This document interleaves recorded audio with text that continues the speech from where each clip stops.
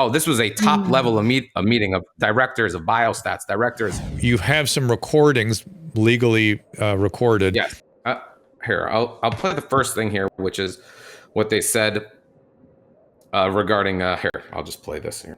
Though is you've analyzed the total number of events rather than the number of people who had at least one event.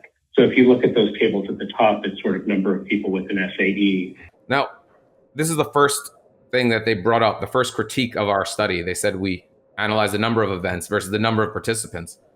This is seems like a statistical argument that's of irrelevance, but turns out that the FDA, for all of its previous drug studies, they don't count the number of serious adverse events that happen to people in a clinical trial. They only count the number of people who have them. So if you're a person who has multiple things, and especially imagine in a trial where you're given 2 doses of vaccine 1, vaccine dose 1, dose 2. If you have if you have a heart attack after dose 1, then you have a stroke or another heart attack after dose 2, that's counted as 1. And now the fact that the FDA just doesn't count the number of events at all, there's no reason to not also count that. I'm not saying that counting the number of participants is bad. No. They're both useful and give different information. FDA doesn't do it. And I would put out for anyone who's listening, if you want to go back through FDA trials, because they have not done that in any of our prior trials. And that is a much more sensitive. It will catch more events. It will catch more harm because people who are sensitive to a drug's serious adverse events, turns out they're probably sensitive to more than one. That's just how medicine works. If you're going to get one bad one, you're probably more likely to get another bad one. And that has been not what our FDA has been doing, which concerned our group, I would say, our entire group. And they also, I will continue on here from the FDA's meeting here, and they didn't take here. I will play this video, this recording here. We don't do statistical significance testing of raw numbers of AEs because we don't consider that informative for safety for multiplicity reasons, and also because, for instance, if you look at the list of AESIs, there are many things that are related and can be different manifestations of the same phenomenon. And then some of these things are completely different. SOCs are unlikely to arise from the same mechanism of action, and lumping them all together for a significance test isn't necessarily clinically logical to us. The purpose here of what they're saying here is they're not doing statistical testing, not statistical testing on adverse events. They are seriously. This is really insane to me. They no kidding. He seriously is saying there, we only just look. If there's a huge difference that's so obvious that we don't need a statistical test, then we say, okay, that's a big difference. Let's look into this. That's absurd, because then he goes on to say that the way that they look at these adverse events is they look at each one. And then there's a guy, he is that was the one who's saying this, that when they identify them, they try to connect it. They go, okay, is this in the right amount of time is this in the right amount of time from the vaccine? Do they have any comorbidities? Maybe that's what explained this. But when you're using a novel vaccine, how you're supposed to know what serious adverse events are coming. And this blew the minds of all of the researchers I was working with, physicians and scientists, that the FDA was doing this in such a sense. Here, this is one of my co-authors questioning them on this, about not using the fact that it's a randomized controlled trial. You've randomized these two groups. If there's more of something in one of the groups, there's one reason why there's more. It's the thing you used, the medical intervention. That's the whole reason we do randomized controlled trials. When you do observational studies, when you find the difference between groups, you're always like, oh, is it something else that we don't know about, that we're not thinking about? It's called a confounder. It's the reason observational studies are so unreliable. Here, evaluating randomized controlled trial data the way you evaluate observational data, which is insane. Because I think I said this the last time I was here. A Vioxx heart attack. Someone has a Vioxx heart attack. They come into my ER and they were taking Vioxx. And how do I know that that heart attack was from Vioxx? Or was that just a regular heart attack? And they would have had a heart attack if they weren't taking Vioxx. The only reason we know it is because in the randomized trials, more people who took Vioxx had heart attacks. That's all we know. It wasn't like the placebo had 0 heart attacks. And only, so Right. this is one of my co-authors here trying to hit this point home here. An event very likely to have occurred to them in any case, then that event is less likely to be related to the investigational product that we're speaking to. Right. It sounds like what's done in pharmacovigilance. But how do you then leverage the fact that you're dealing with a randomized trial?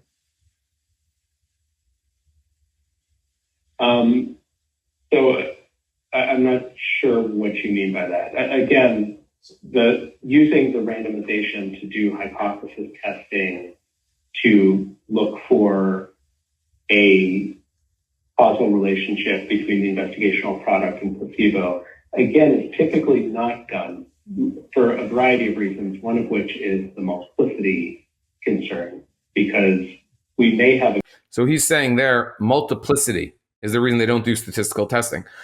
We are not doing multiplicity, saying if you test 200 different serious adverse events, you're going to find a false positive. He's right.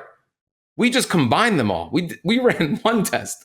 It's one test, all of them combined.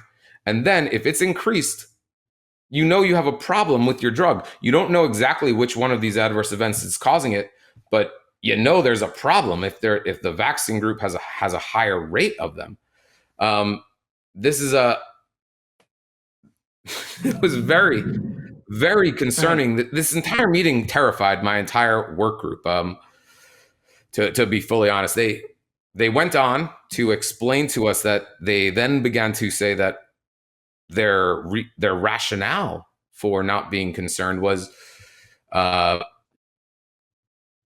essentially because of real world data didn't confirm with what didn't connect. And it's, if you believe in evidence-based medicine, that's not really how that works. If you find it in the clinical trial and the observational data isn't connecting it, that's a problem with your observational data, not the clinical trial. So they need to re-look at this. And here, this is...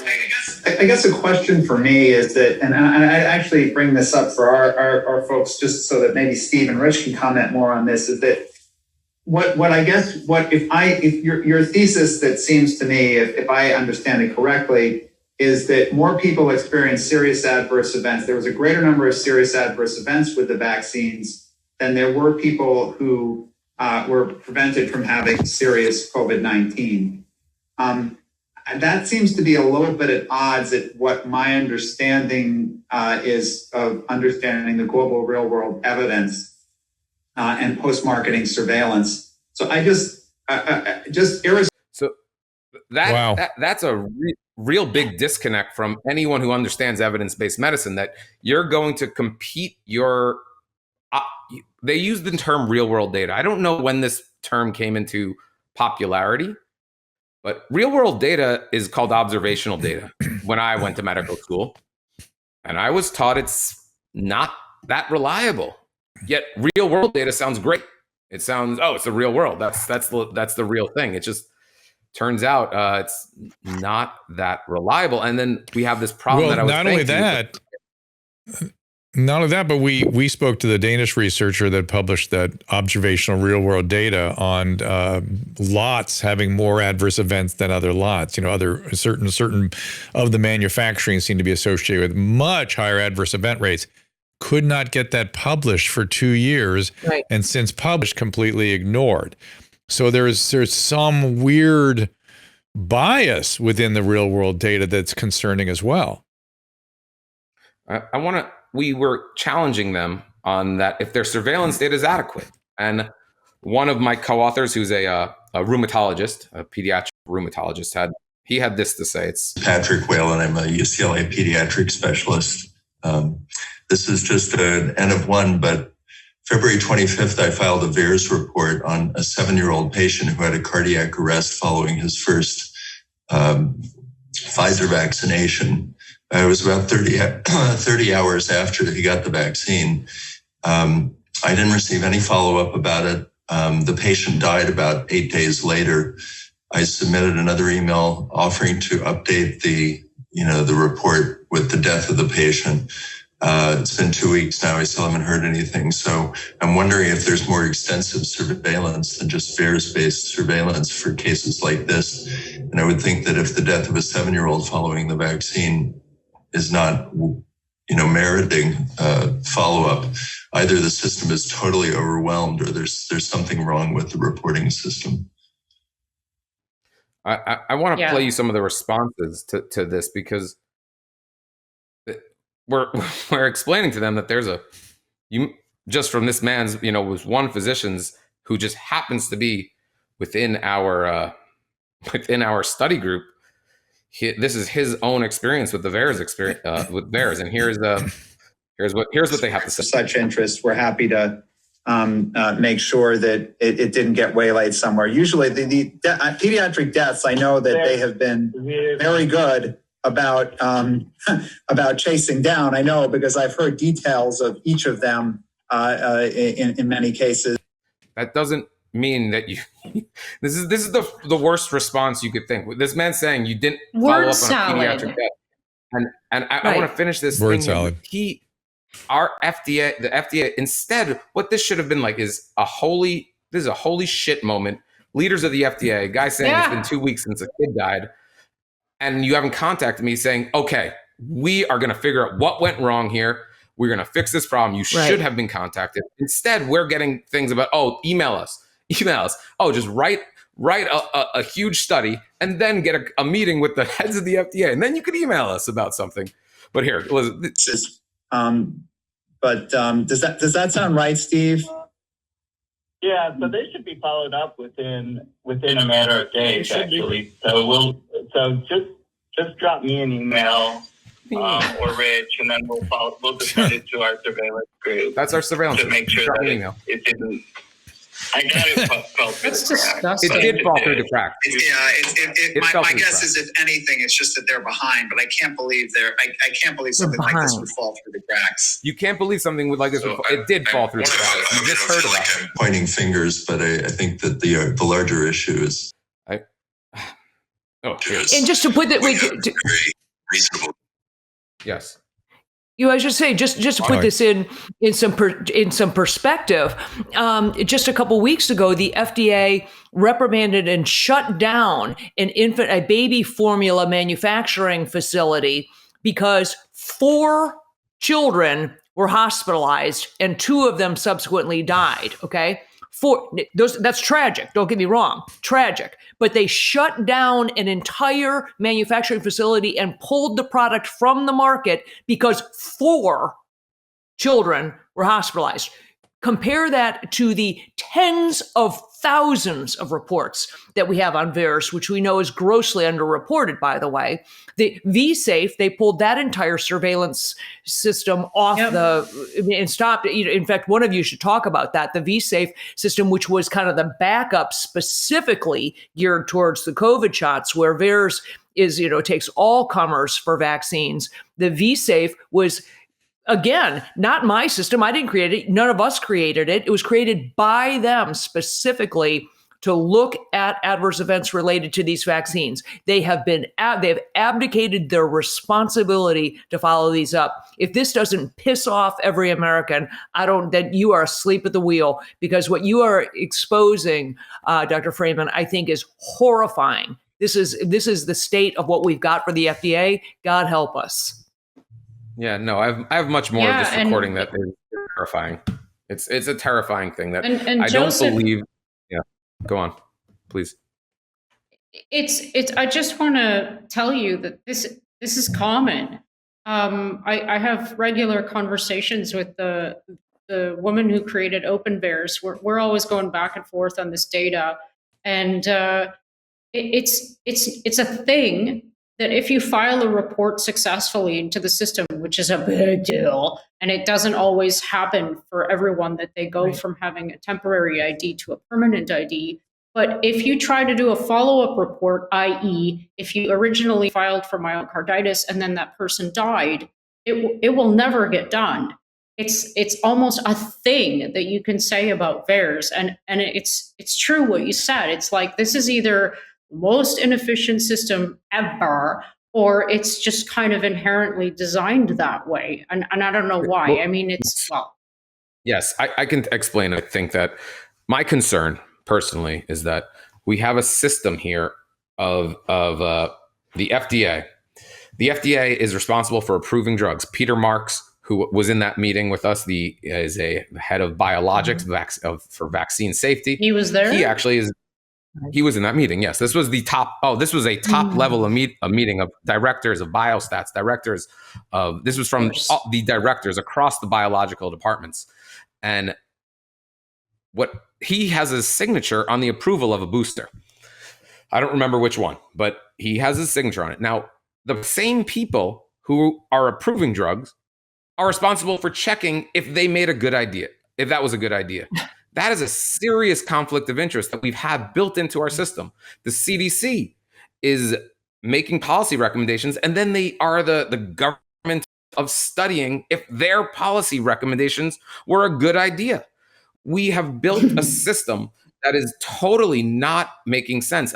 And then to cap this off, imagine that we allow these pharmaceutical companies to do their own trials, that they collect all of the data instead of someone like the NIH being responsible. Board government workers just being unbiased, saying, hey, does this thing reduce hospitalization? I don't know. Let's see. Or it's the most perfect use of bureaucracy. And we can figure out if things work or not. But if you use a pharmaceutical company which pays a research, clinical lab to research this, which gets a new contract each time, as long as it keeps finding good results, right? You're going to end up with not necessarily honest reviews. Like when I buy a Samsung TV, I don't read Samsung's reviews of the TV. I right. look to see independent reviews. You don't? The way we are accepting drugs to be allowed into the population is essentially just reading the Samsung review that this has the best picture, the best sound, and that is just a really serious issue that is easily preventable. We have the personnel, the researchers to do these trials properly and figure out what drugs work and what don't. We have all the resources. We know exactly how to do it. We're not doing it. We are allowing corporations who have criminal records for lying to us. We're trusting them. Right. Our system has major issues, and people do need to be scared, because this is the COVID vaccine. If this is the thing that brought people's attention to this issue, right. Go and look through all of your drugs and see how they were approved, and go imagine doing the same amount of research onto every drug that a person's on, the same way that you've heard about the COVID vaccine. And right. I can assure you, it will not bring you confidence for many of them, especially anything that's of the last 20 years.